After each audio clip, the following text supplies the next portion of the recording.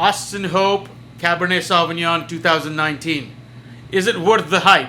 Let's check it out.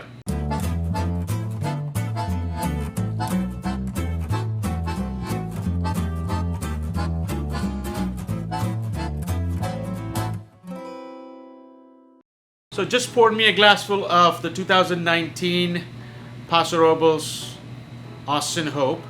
It's 100% Cabernet Sauvignon from Paso Robles AVA. They own like 6 or 7 vineyards. They source the grapes from there. So the AVA is the valley floor, the Paso Robles. The winemaker is Austin Hope himself. He has put his name out there. This is his 5th vintage actually. The 2019 is the 5th vintage. The wine, they have had a great cult following throughout since the 15, which was rated 97 points, and even last year was rated 95 points by Wine Enthusiast, was rated number 7 in their top 100 list. So the hype is really big. People are buying left and right. We have great prices on that. So let's check out the color. It is your classic ruby red would be the color on it. Look at the viscosity. Slightly boozier. It's 15 points in the ABV. The fermentation on this Cabernet Sauvignon is they age it for 10 to 14 days in the stainless steel for fermentation, and then they age it for 11 months in different kinds of French oak, different ages of French oak. 10% new French oak and 35% one-time use, and then the rest in the second and third time use French oak.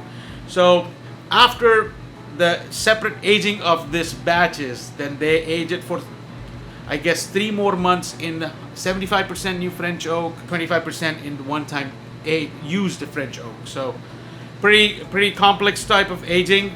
Again, but if you think overall, it's more than 15 to 16% in French oak aging, so it should give you a great character to it. Let's check the nose. Ooh, right, that typical Paso Robles cab. It just gives me that aromas of like tobacco, dark chocolate shavings actually, fresh black currant. Very savory, you know. Enough of the nose. Let's check the palate.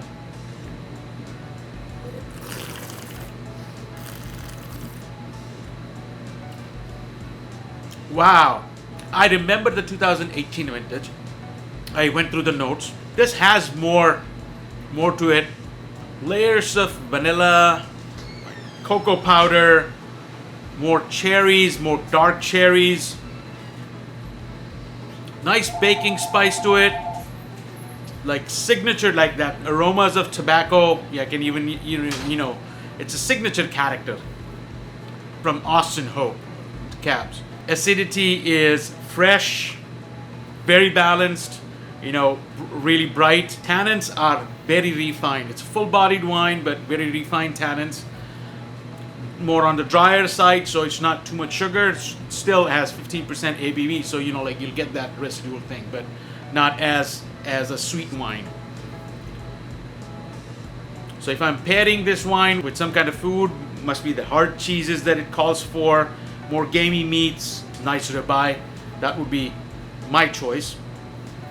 So conclusion is definitely it stands up the hype.